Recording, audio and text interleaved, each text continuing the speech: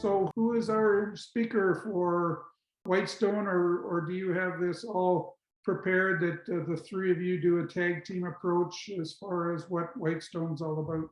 We will do a tag team approach. So I'll bumble away, and James and Wayne can save me. So in 2 words, Whitestone is prison aftercare. So we serve men and women leaving prison and men and women leaving addictions. That's it. That's what we do. And what do? We connect our program participants. That's what we call them. We call them program participants, not clients, because clients implies that, oh, we're going to look after you and do everything for you. No, we're not. We'll help you and we'll point you and we'll encourage you, but you participate. And we serve 3 types of program participants. Those that are resettling in Ottawa, the greater Ottawa area. We're not equipped outside our boundaries to serve our program participants. And then we will serve anyone of any faith, Muslim or people of no faith, but you have to be willing to be supported by Christians. And thirdly, we will work with program participants who desire to be on what we call a good path. Okay. To change their ways, to set a new course, to really desire to be on the good path. We don't want, if you're not interested in that, we're just enabling you to select bad things. So that's what we do. What does that look like? We connect people with new community, and that means churches, that means mentors, and that means new friends. We connect people with leader impact groups. That's a Christian men's group that meets in Ottawa. There's more than 30 groups in Ottawa. So we've got guys in some leader impact groups. And then we connect people with employment. So Wayne and I, and to a lesser extent, James, like Wayne and I really spent our whole careers in business in Ottawa. And we have a good business network. And then we have the network of, Christian leaders and influencers, and we may not know the perfect place to put someone who's looking for work, but we might know someone who knows someone. So that's what we do. And we have a prayer support team that prays individually for our program participants. I believe we have a database, a secure database. And in the last 14 months since we've been operating, we've worked with 45, is the 45th person? Was that the new, we got a referral from Correctional Service of Canada last week. Yeah. And we just, on Friday morning, we got a referral from Prison Fellowship Canada. So I think we're at 46. And yeah, we have someone that prays for our people. We have a team that prays for our people by name. And it's been lovely. It's been lovely. God is at work in this. He's done some amazing things. We like to work through prison chaplains like Joseph Schaefer at Joyceville, Paul Kern, who is at Collins Bay, and of course Euro Placement, Carl, who is Pastor Marvin Sinclair at OCDC. And it's been lovely. It's been lovely. I can share a couple of stories if you want, but I think I'm going to turn it over to Wayne and James for them to add a bit of color. Yeah. So Maxim, just for a clear understanding, so we are a faith-based organization. That's so with that, our if you want, our core objective is to help these former addicts and former inmates become whole. Okay, like, and that is by way of new community, so they're not going back to their old community, whether it be they had friends who were into drugs or whatever, and back to old relationships that weren't healthy for them. And that's why the new community, the new employment, and we look at it as careers, not jobs. We don't want to just get them a low paying job. We want to get them into something that they're passionate about and that it could be a career opportunity. So, and there's health and wholeness in that, rather than just working, you know, a minimum wage job kind of thing. But the completeness of it is the wholeness of a person. We're made body, mind, and spirit. And part of that for us, our belief is bringing somebody into wholeness in a relation, in understanding who they are in God's eyes, and what God had really intended for them before their life went way off course. And so at the core of that is developing a relationship with God, with Jesus, because we believe from the Bible that is wholeness. We don't really live a whole and complete life until we understand how God sees us and loves us, and how his guidance through the Bible can make our life complete and whole and the way it was intended to be. We believe that every one of the people we serve has a God intended purpose. They've been all given different gifts and talents and everything, and we want them to come into wholeness of using those gifts and talents, because that's a part of their healing and who they are, who they were intended to be. So I wanted to really dial into the faith-based part of it as to why we do it. So yes, we're finding them a mentor, and we have prayer partners for them, and we're finding them meaningful employment, but the at the core of underneath of it all, or even over top of it all, is that they're understanding God's love for them and their relationship with God. So so the way we have this picture in our heads, and we'll eventually get it on our website and everything, but this person coming out of an addiction home or coming out of prison, who's meeting them at the gate? Is it their old drug buddy? Is it their old girlfriend who it's not a healthy relationship? Or is it, and the way we look at it is it Jesus and the real love of God meeting them at the gate? And that's what Whitestone, we want to be the person coming out, that they're coming out to, out of that addiction home, because we believe, and I guess the best way to express it, Maxime, is that we don't want anything, there's nothing for us. We're not getting anything in return. This is solely God's purpose through us for them.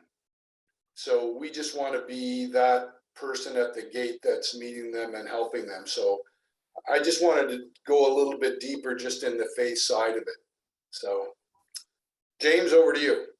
I think you guys pretty much covered everything. So it's, yeah, I don't think I have much to add, but yeah, but I think our heart and vision when we started is obviously to focus and to serve the prisoners, you know, ex-offenders and ex-addicts.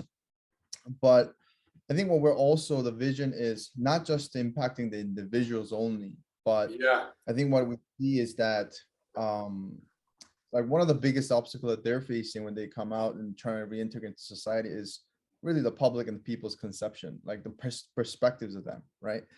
So what we're hoping, like what we're visioning to do is, whether we're working through employers, whether we're working through churches even, is that as we get into the relationship and build relationship, what we want to do is we want to kind of help them to see from a different light, of seeing ex-offenders or people from prison, because it has a lot of, you know, I think the public's view in many cases, you guys probably know it very well.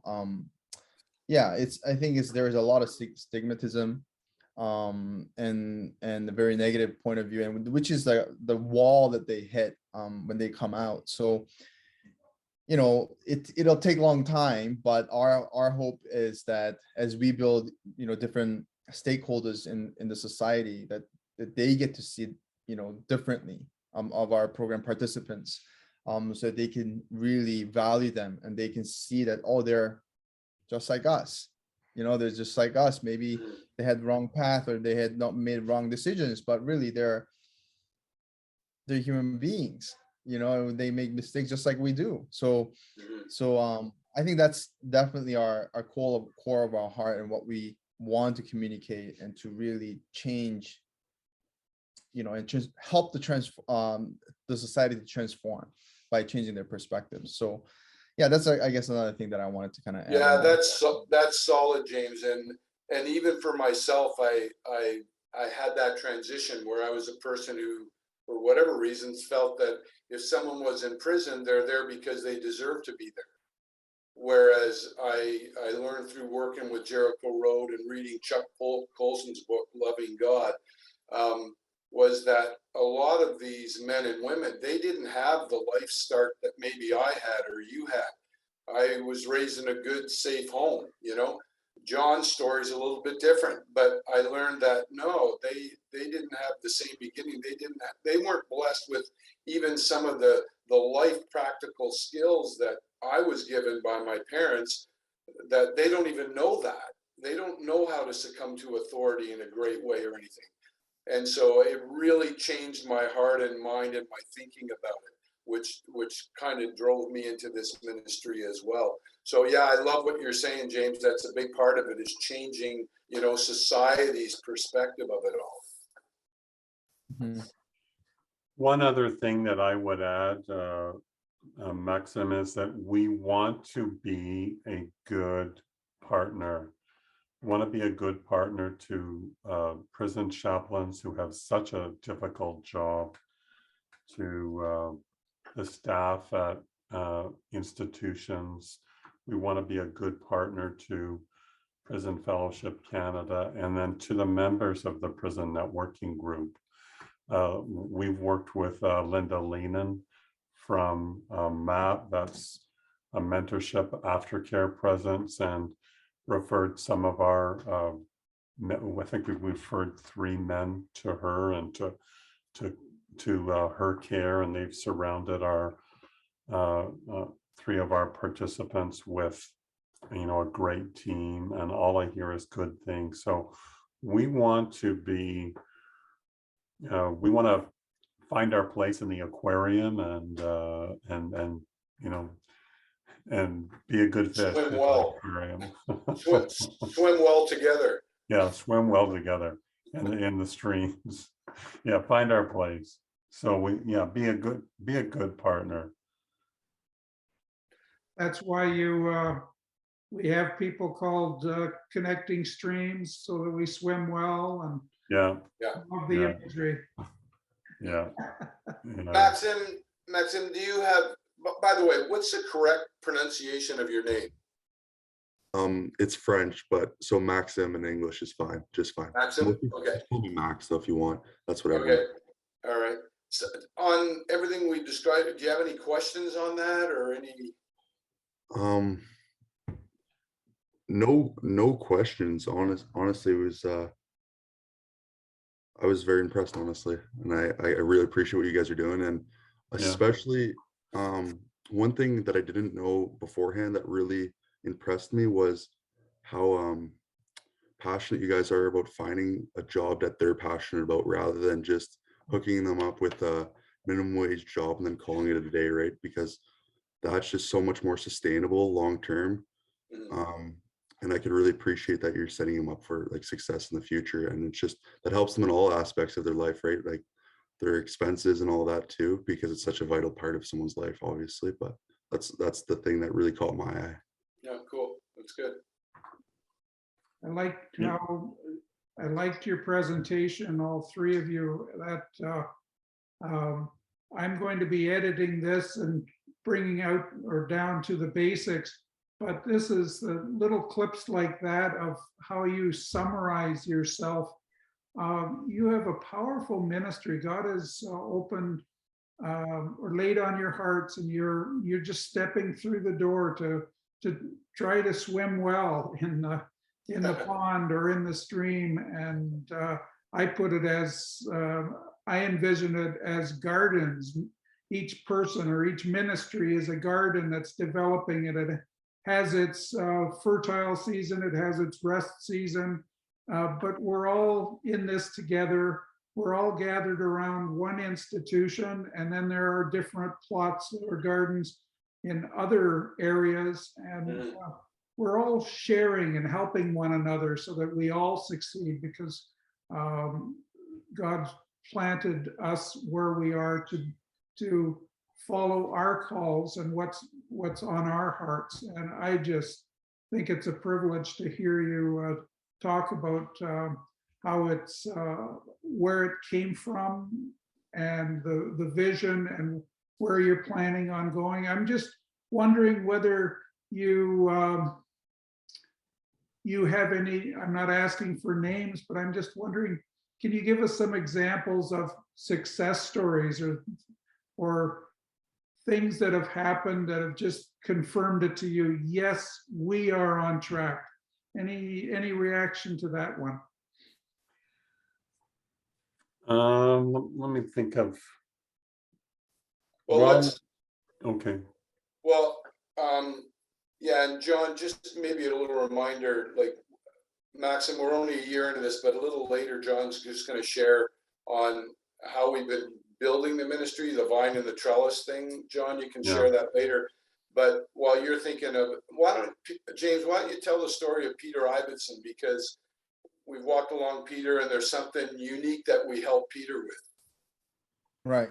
So for example, like Peter, he just actually finished his sentence. He's out in the community. He was in the halfway house for a while, and I got connected with him, and when he was at a halfway house, and he was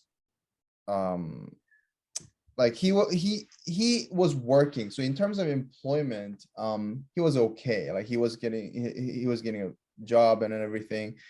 But what I got to do was there was a season there where I was meeting with him almost like once a week. Like once a week, I'll get together with him in person. We go to the nearby park, and we'll have lunch or dinner together. And I got to build really trusting relationship where he got to share with me some of his deep things that he doesn't really share with other people. Like he's part of, like, for example, like CR, right? Celebrate Recovery, and he goes there every time. He's done it many times, but what he was saying was that even though it's done in small group, there are things that he doesn't share. There are things is limited to share, because it's a group setting. So there are some things that you can only do in a one-on-one setting. So I was meeting with him one-on-one, like I think for a couple of months together on every weekly basis. And we got to a point where he was sharing with me some of his struggles and some of the fears that he was facing deep inside. And in that, I was able to, based on the trust that we built, I was able to really speak into his life and guide him through how to deal with those fears. And even to the extent where I was helping him to how to listen to God's voice for himself. And that was really setting him free.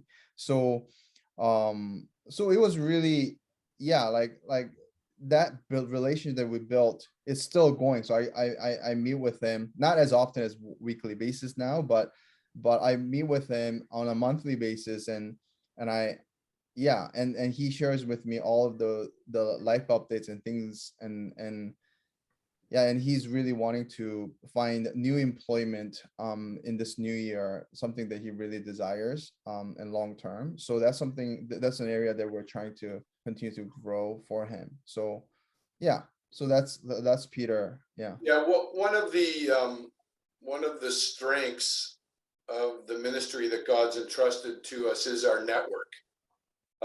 John mentioned about the business community and employers and that.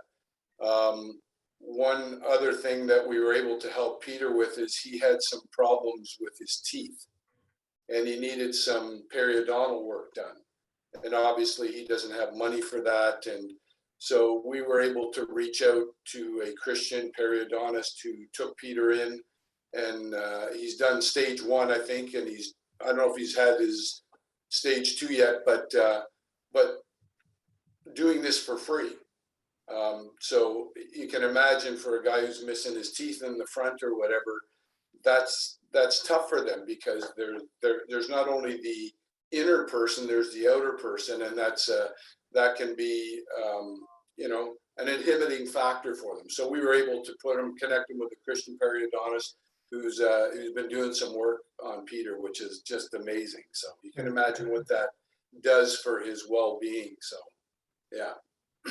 And yeah, I would just add, like, Peter has a son, and someone was able to donate fishing stuff so that Peter could go fishing with his son, fishing rods and fishing tackles. So it's kind of a sweet story. It's a good example.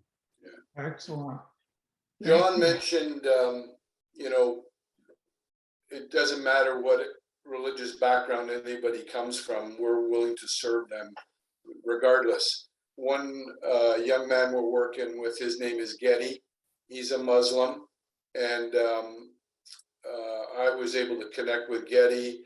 I've met with him for lunch a number of times, and we've developed a really good relationship with him. He texts us all the time. We've been working on the career position for him. He's got work, but we're working on a career position for him. And actually, just over the course of the weekend, I had another really good idea for him that we'll see how his current job goes that he's actually starting today. We'll see how that goes for him. But if it doesn't work out, we've got something in the background that I think will work for him. But the whole relationship side of it has been beautiful. He's just a lovely guy. He made one mistake, and he wants to get it right. And so we've come alongside him, and he loves the relationship that Whitestone has with him. And John and we were able to introduce him to MAP, so now they're working with him as well. And he's just doing everything himself possible to get on the right path and stay in the right path. But yeah, it's really cool how those personal relationships really develop. So John, you must have your example. Yeah, well, I'll just go right back to Getty. When, like, there was a time when he was pleading his case to leave the halfway house and head home. Whitestone provided a letter of support to his parole officer to indicate, who we were and what we were doing to provide community support to Getty and our belief in him. So it's just one small thing that has been able to help. That means a lot to Getty, I'm sure. Yeah. Yeah, well, I mean, it speaks to the Jesus model, that we're not asking anything of him. He'll always be able to look back at this season of life and know that there was a ministry there. There were guys there who just loved him unconditionally and wanted to help him. Yeah. Good stuff. I'm just wondering, how is it usually pretty challenging for employers to hire someone who just left prison, or are they usually generally like pretty accepting, or somewhere in between? It's both. There's some that, yeah, they actually are already predisposed or pre-inclined to help ex-offenders. They've done it in the past, and even with guys coming out of addictions. So we have business owners who are like that already. The other part of it, Maxim, is we had one business owner, he runs a very large business, a tremendous inner corporate culture. And in one of our participants was a sex offender and involved even with children.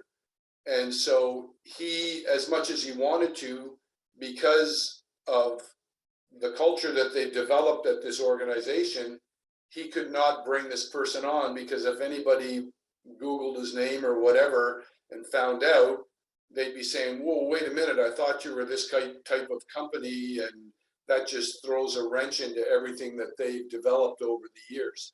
So, so we get a bit of a mix of both. Now, that doesn't mean we still can't help this individual, because there's other places that we can put them in.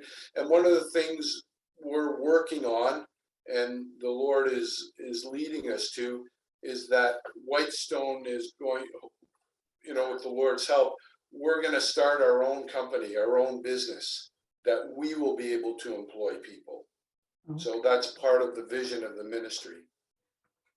Yeah, and I think one of the main things that we found out from that conversation with the employer that Wayne just mentioned was, and the big thing is, well, like large companies that are well established usually have like a very firm hiring process, and one of that is security clearance. Yeah. Right. And it is that, like, they can't just bypass that security clearance because they're working with Whitestone or be in a relationship with them, because like Wayne says, and that violates the culture that they have set.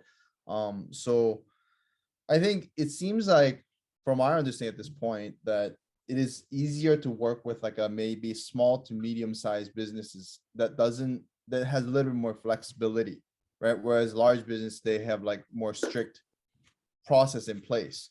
So I guess that's another findings that we have based on our relationships, with other employers. Yeah. Thank you. John, Wayne hinted that you had some more to add on the presentation. Yeah, we have a young man. Well, he's young by my standards. He's in his 40s, so like I'm almost 70. So his name is Chris. He's been out for about a year. He has been changing jobs, and we've been working with him that way to try and get him. He was making a very good income before he committed a crime and served federal prison time, making a very good income. And he is, so he's in the process of trying to build back up and get in a position where he can do well again. He's had that in the past. We connected him to, or he's been connected to a leader impact group that meets Wednesday nights. It's a Christian group, and there's there's 2 ex-offenders in that group, and there's 2 great business leaders. One of the top real estate guys from the cities in the group, and then a large business owners in that group. So, and then other Christian men, and they, both the guys we have in that Wednesday night group just appreciate it so much, and it's been really, really good for them. They talk about it all the time, and it goes beyond Wednesday nights. These guys have been to barbecues and Sunday afternoon, get-togethers, go for a walk or watch a football game or something. And then Chris is also, we've also referred him to Linda Lehman at MAP, wants more care. Chris has a son and a daughter, and he's reconnected with his son, but there's some issues with his daughter, and our prayer team can pray over his situation, his desire to reconnect to his family where trust has been lost. And then he's been to church with me. I go to a church called Cedar View Alliance. So he has attended church with me, and just we've gone for he works full-time during the day, so we've gone for some dinners together. He's a nice guy, and really desires to get on a good path, and likes the idea of having Whitestone and kind of speaking his language and being with him and being real, like not like Wayne and I and James are just broken guys too. We're all, we all, none of us are perfect. We've all made mistakes. The mistake Chris made cost, put him in prison for 5 years, but we all mucks up, but he just loves not being stigmatized and not, and just having, going for dinner and just having a conversation, or and that kind of thing. So it's lovely. It's really, really lovely. He's a lovely guy, and he's really trying to get on a good path. And one thing I will say, the head of leader, there are 30 leader impact groups in Ottawa, but the head of leader impact, a guy called Kari Olarenko, understands that Chris is a baby Christian or an infant Christian, or I don't know what the correct words are, a new Christian. And on Sunday nights, he meets with Chris, and they have like a time together. Now, this is like a national director of Leader Impact. He cares so much about Chris, and Chris can feel that. Chris can feel that care. And he's moving along on his faith journey. And one thing Kari said to me, he says, John, I want to thank you because I love being messy with guys that God has given me. Like sometimes as men, we get into messes, and because Chris has got, trying to rebuild his relationship with his daughter and fumbling and making mistakes, and Kari's got daughters, and he's able to give him biblical counseling on Sunday night, but also a little bit of life lessons about daughters, and it's really been lovely. It's really been lovely. John, part of Carl's question was just speak to the trellis and the vine a little bit, and what we've been doing over the course of the first year here. Yeah.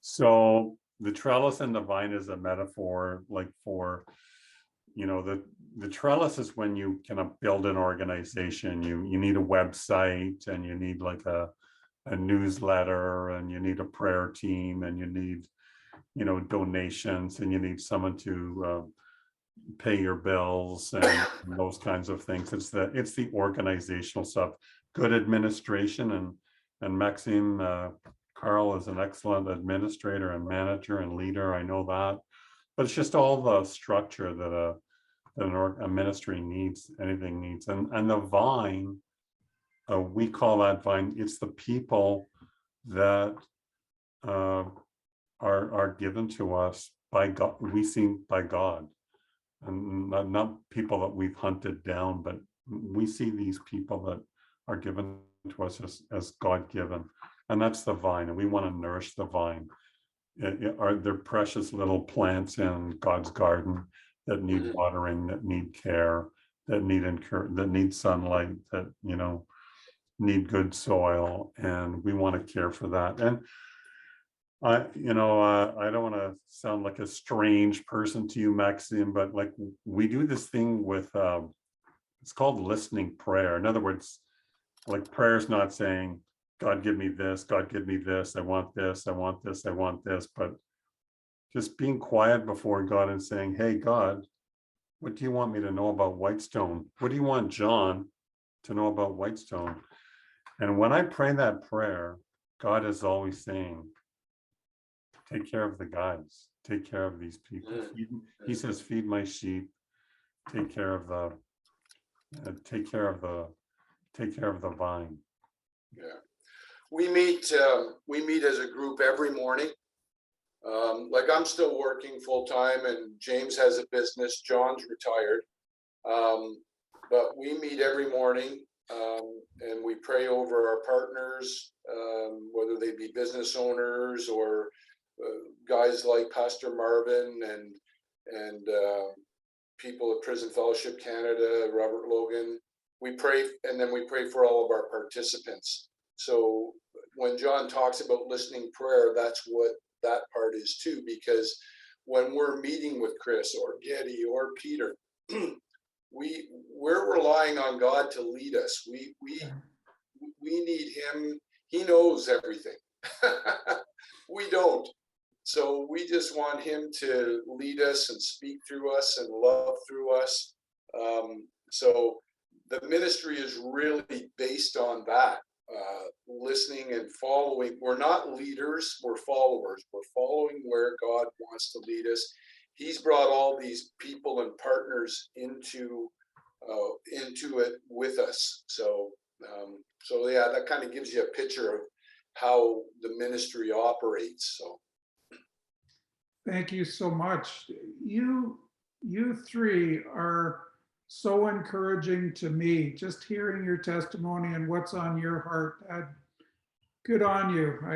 I'm being blessed just listening to you guys. Thank you. well, and Carl, you know this. I mean, all the glory goes to God. I mean, this ministry, God gave John the vision for this ministry 10 years ago. And now he released him with it about a year ago when we started. And like, really, we have this couple of staple, what we call maximum Bible verses that we kind of go by, if you wish, our baseline. And one of them is in the book of John in the Bible. It says, apart from God, we can do nothing. Yeah. And it's so true. We can't even breathe today unless God gives us air to breathe. We're all on this call because we've been given a gift of health today. Yeah. Where lots of people don't have that gift today. And so, yeah, so while I appreciate what you're saying, Carl, really, it's all God. It's his dream. It's his vision. It's him working through us. So you're good at deflecting, but I still think you three took up the challenge. You are running with it. And bravo for you of working with and walking alongside Jesus. I appreciate your ministry. Yeah. Thank you, Carl.